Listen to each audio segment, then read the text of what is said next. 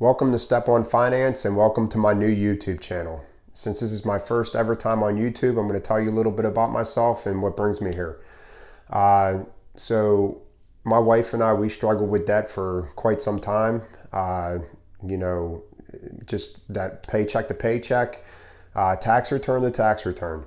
Every year we would accumulate debt over the year, and then we would take our whole entire tax return to pay it off just to remain, some type of evenness throughout the course of the years. But every year we would just, go backwards in debt every year, even with our tax return being towards that. It was about 6 years ago when I was fed up. It was almost that defeated, close to tears, being just drained emotionally, physically from debt. It could definitely weigh on you and your family. And, my wife and I, we just had that moment that we wanted to change. I immediately jumped on YouTube and started looking for stuff, ways to get out of debt. And I started reading. I had a book given to me 10 years ago for finances from friends of ours, and I threw that book to the side for 4 years. And it wasn't too long after we had this little moment that we said we got to get our finances in check that my wife stumbled upon this book, and that was Dave Ramsey's Total Money Makeover. So I picked that book up and I read it. I just felt like this was perfect, first book. And I'm not even going to lie to you, that was the first book I ever read from front to end. I was not a book reader, but that was my first book I ever read. And although I don't use Dave Ramsey's plan to the T, which you're going to see in these videos, this is going to be a 1 of 4 video. Basically what I want to do is take you from step one to where we're at right now, which is we have a mortgage. That's our only debt that we have right now, is a mortgage payment. We actually made it down to 2 years on our mortgage, and then we moved. We went a little bit backwards, but we have a daughter and 2 sons. Our 2 sons have disabilities. My oldest one is autistic, and my youngest one has intellectual disabilities. So we're going to have 4 adults living in the house at one time, and hopefully my daughter stays around when it's time for college. So the small house that we had was just not going to work. So, but thankfully that we were on the right track for the years that we were. Otherwise, we wouldn't have been able to have the equity in the house that we had to move into this bigger house. So that was definitely played a part in our, in our transition. So that's definitely something, to consider, that if you're moving in the future, then you really need to start getting your finances on track. Like I said about reading, I also jumped on and found a lot of motivational speakers. Anything to change the way you think about things in general. It doesn't even necessarily have to be money, just things in general. You got to change the way that you think about life, and so I remember reading a book. It's right here. It's called Don't Sweat the Small Stuff. And this was recommended by a person on YouTube from watching this channel. And it has nothing to do with finances. It has to do with everyday things that happen, from road rage to, handling people at the workplace, to simply saying thank you to somebody. There's just a bunch of mini chapters in there, 1 to 2 pages. You don't even have to read this book from front to back, but it's from Richard Carlson's the author. And, if you could be happier outside, and then whenever you come home, you're happier and you have more energy to focus on your finances, and I think it will honestly make you want to do it a little bit more. If you're not coming in angry, frustrated from somebody cutting you off on the way home from work or what have you. So, and for motivational speakers, I recommend Les Brown. I listened to Les Brown speeches on YouTube numerous times. I love him. So basically, that's where we're at right now. And so this is literally step one. This is basically a reality check. Like I said, you'll notice some of this stuff is from Dave Ramsey if you've already been Googling and searching stuff. He is big for the debt snowball. There's also a thing called the debt avalanche. I'm going to explain both of them in these 4 video series that I'm going to do. We personally did the debt snowball, and we found that to work out real nice for us.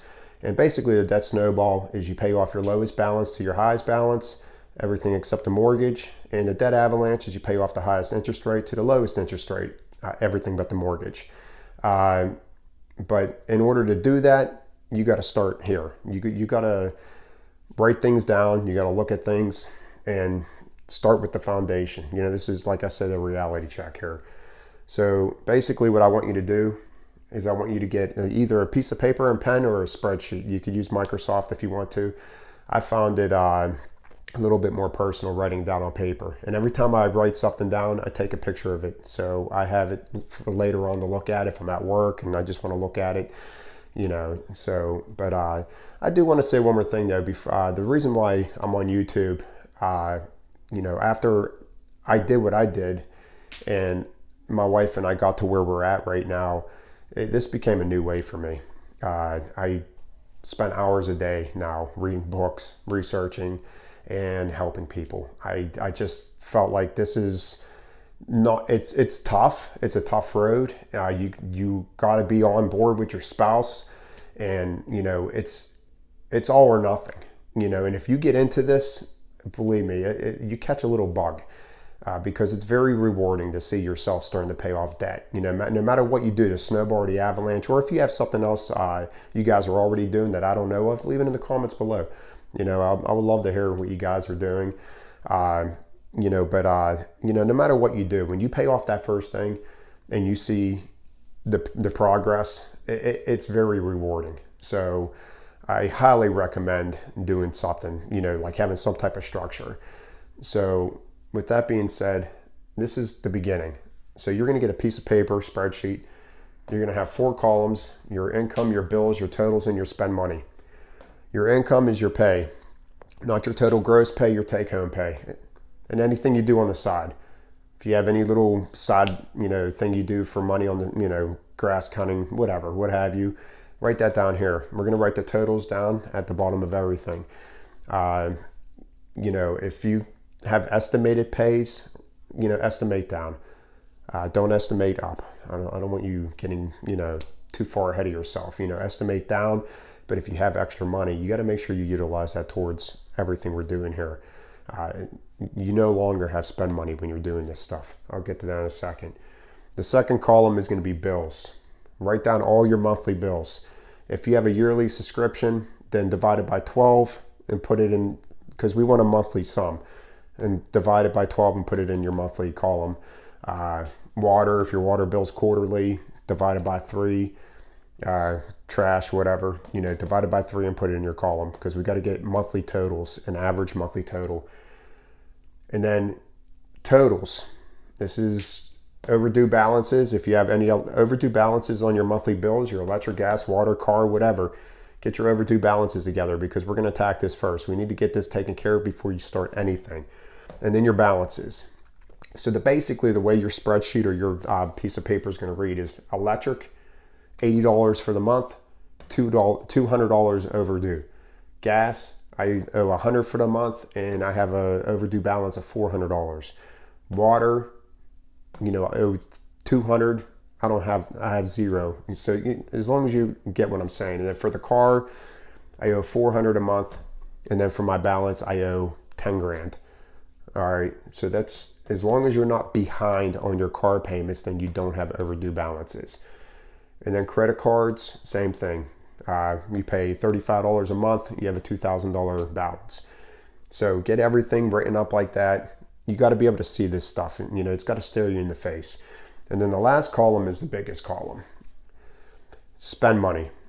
You have to just try to, this is the hardest one. You got to try to just think back for the month. And I know we've been on lockdown, so you might even have to go a little bit further back, and we haven't been spending money that much. But, how often do you eat out at fast food? How often do you eat at restaurants? And how much does that cost you? furniture? It's nice out. Did you buy patio furniture? Did you get an umbrella with a table? Did you buy, anything outdoor that you didn't need because you have overdue balances and you're in debt? And I'm taking it you're in debt. Otherwise, you wouldn't be watching this video. Amazon. Once again, we were locked down. I get it that you probably had to order some stuff off of Amazon because it was probably very convenient for the lockdown. But how many things did you order that you did not need? And you just went deeper in debt because it was just very convenient to just say, okay, well, I'll get this. And lottery. Lottery is the biggest joke ever. I personally was a heavy lottery player, and it's like, just looking at it now to back then, it's just so stupid. It's dumb. It's just a waste of your time, energy, and it's just never going to happen, guys. How many of you guys, how many of you charge at least $300-400 a month on lottery, where you could be taking care of your car payment or some of your debts, or even if you're playing lottery or gambling and you have overdue balances? It's time, dude. You guys, it's amazing what we do with our money. So this one, take your time with. It might take you a day or two, and you might have a list all the way down here, because the amount of money you could save from your spend money, you can get over to here. It's amazing what people will do for spend money. They'll work overtime just so they can have spend money. And the point is, for all this is, I'm sure one day you guys want to retire. Retirement age keeps going up ever so slowly, and people have less in retirement. Right now in your traditional 401k, the average person has $150,000 in the 401k, and that's before they even take taxes out. I work for a union job. Our pension got slashed, and I'm sure I'll be shocked if I see anything from my pension by the time I reach retirement age. I'm 41 right now, and I'm definitely not banking on Social Security. So if you're banking on a pension, Social Security, and the 401k, if your company matches in that, go for it. I personally have other means of investing, which I'll talk about that after this 4 series of video. I'm not worried about investing right now. If you guys are just starting out, I literally want to take you from step 1 to where we're at right now. So that's the gist of it. I'm going to try to put a video up every Monday, Thursday. So I will cover these 4 videos in a matter of 2 weeks, so you guys don't have to wait forever for them. But take your time with this. Get your spouse down. Let's get all this stuff nice and organized, and add up your totals, and let's hope you have enough money to do everything. Otherwise, next video is going to be on how to cut cost here and how to save money just by reconstructing your bills a little bit. There's certain things that you can do that a lot of people don't know, that you can do. So we're going to talk about that next video. I just want to let you guys know I am not an accountant. I'm not a financial advisor. I'm just someone that got very excited whenever we started seeing progress in our family.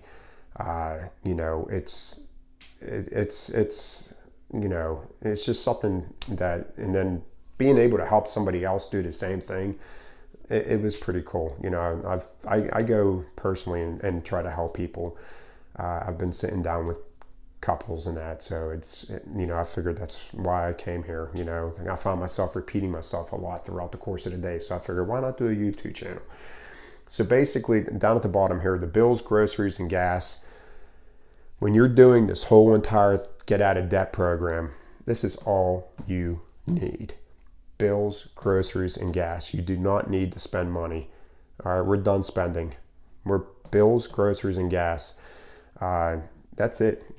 Not fast food. That don't count as groceries. I mean actually going to the grocery store and having a list, getting your food, packing lunches for work, packing lunches wherever you go. The more you take, the more you're going to save. I can guarantee you that. And then when we figure out next video what your extra money is, every waking dollar that you have goes towards your debt. Everything. And once again, I'll get into the debt snowball and debt avalanche in these series of 4 videos. But yeah, everything goes towards the one debt that you're attacking. So, and then after that, after the 4 series videos, I'm going to put videos on of stuff that I've learned that will help you get through your, progress. So I hope everyone enjoys this channel, and you subscribe and give me a thumbs up down there, and leave a comment. I would love to hear from people who are already on their journey, and people that are just starting out, or people that just need that extra push, and let us know about it. And hopefully we could all support each other on this channel. So I appreciate it, and I'll see you in a couple days. Thank you.